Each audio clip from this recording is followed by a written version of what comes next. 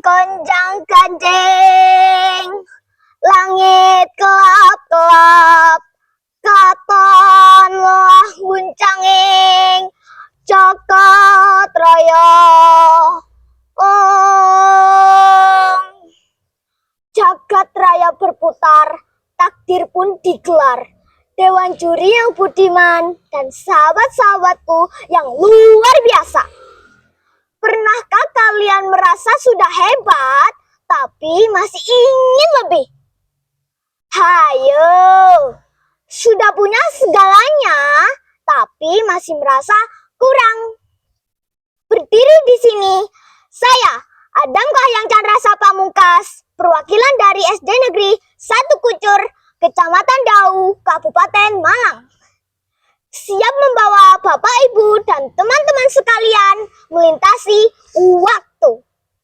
Kita akan menyelami sebuah kisah berharga yang saya adaptasi dari buku Kumpulan Legenda Rakyat Jawa Timur, karya Ibu Dwi Fajar Ratriningsih. Kisah tentang ambisi, kesaktian, dan arti dari sebuah rasa bersyukur. Inilah legenda Gunung Arjuna.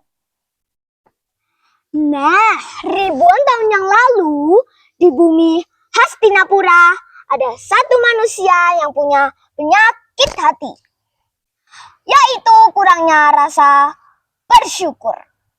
Namanya adalah Arjuna.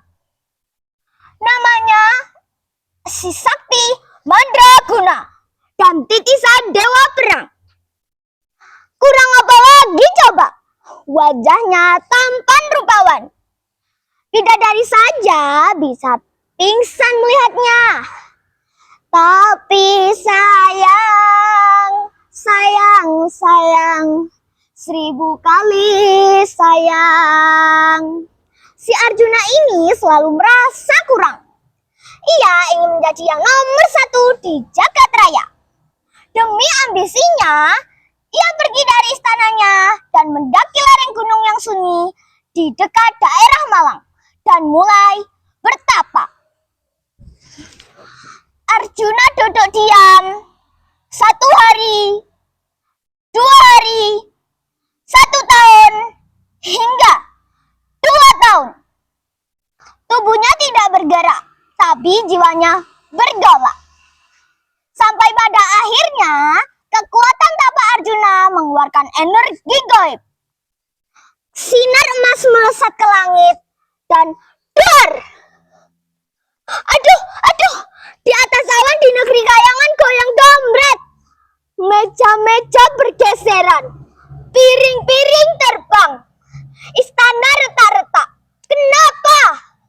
Karena puncak gunung tempat bertapa Arjuna terangkat tinggi, menjulang sangat tinggi, dan siap menyundul lantai Kahyangan.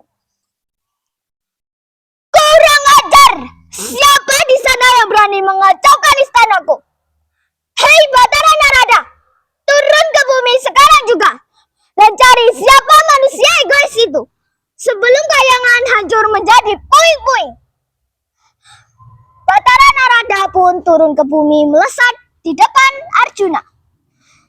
Aduh le, anak Arjunaku yang ganteng, bangun Ger, tapamu ini bikin Kahyangan hancur. Stop le, stop. Melihat cara halus gagal, Dewa pun memakai teknik yang kedua, operasi bidadari. Ningenangengeder. Ih, Arjuna ganteng, bangun dong, temani kita main. Tapi Arjuna tetap diam pakai batu karang. Bidadari gagal. Dewa mengirim pasukan dedemit. Ada genderuwo, ada kuntilanak, wewe gombel. Hei, Arjuna, tak makan kamu. Tapi apa?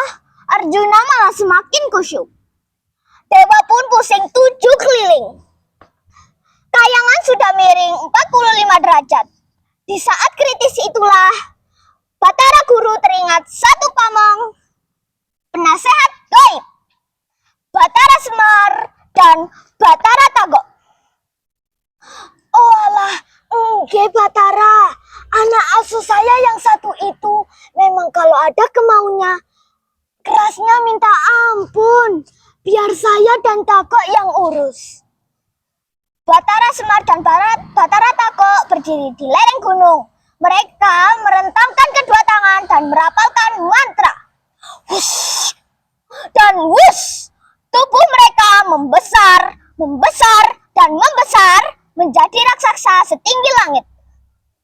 Hiya! Dengan satu tebasan tangan sakti mereka, krak! Puncak gunung itu dipotong. Wush! Dar! Puncak gunung itu dilempar dan jatuh berdentum di arah tenggara. Dentuman itu menghancurkan semedi Arjuna. Ia melompat berdiri dan marah besar. Siapa yang berani memotong gunungku? Tapi amarahnya membeku saat melihat dua raksasa mengecil menjadi Semar dan Tagok. Semar pun menepuk dada Arjuna. Raden Arjuna, lihatlah ke atas. Ambisimu membuat kayangan hampir hancur. Lihat hatimu, Raden. Kesaktian apa lagi yang kau cari? Ingat, kesatria bukanlah yang bisa meruntuhkan langit, tapi yang bisa meruntuhkan egonya sendiri.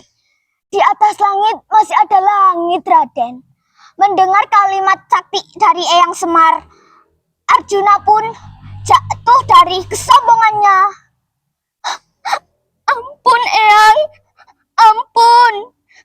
Aku dibutakan oleh ambisiku sendiri. Aku terlalu angkuh.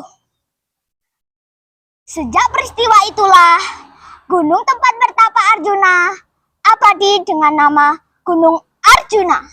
Dan gunung yang dilempar oleh Semar dan Tagok yang jatuh dinamakan Gunung Wurung, yang artinya wurung atau batal.